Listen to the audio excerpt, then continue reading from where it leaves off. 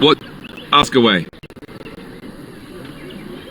Oh, did I say that? I meant that dogs raised me. Giant slobbering dogs from the Anderfels. A whole pack of them, in fact. Well, they were flying dogs, you see. Surprisingly strict parents, too. And devout Andrastians to boot.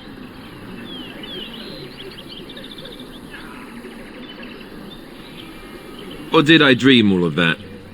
Funny the dreams you'll have when you sleep on the cold, hard ground, isn't it? Are you having strange dreams? You have no sense of humor, you know that. Fine, fine, have it your way. Let's see, how do I explain this? I'm a bastard, and before you make any smart comments, I mean the fatherless kind. My mother was a serving girl in Redcliffe Castle who died when I was very young. Arl Eamon wasn't my father, but he took me in anyhow and put a roof over my head. He was good to me, and he didn't have to be. I respect the man, and I don't blame him anymore for sending me off to the Chantry once I was old enough. I was young and resentful and not very pious. Of course I blamed him. I remember screaming at him like a little child.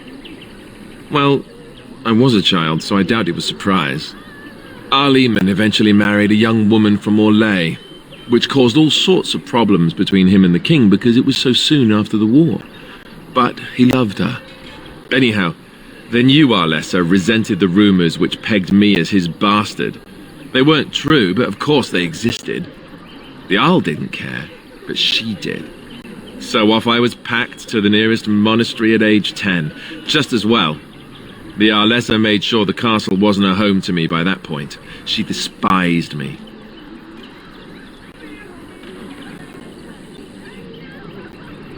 I suppose you're right. I wasn't raised as the Arl's son, though, if you're picturing that. I slept in hay, out in the stables, not on silk sheets. I remember I had an amulet with Andraste's holy symbol on it. The only thing I had of my mother's. I was so furious at being sent away, I tore it off and threw it at the wall and it shattered. Stupid, stupid thing to do. The Arl came by the monastery a few times to see how I was, but I was stubborn. I hated it there and blamed him for everything. And eventually, he just stopped coming. And raised by dogs. Or I may as well have been, the way I acted. But maybe all young bastards act like that. I don't know. All I know is that the Arl is a good man and well loved by the people. He also was King Cailan's uncle, so he has a personal motivation to see Loghain pay for what he did. Anyway, that's really all there is to the story.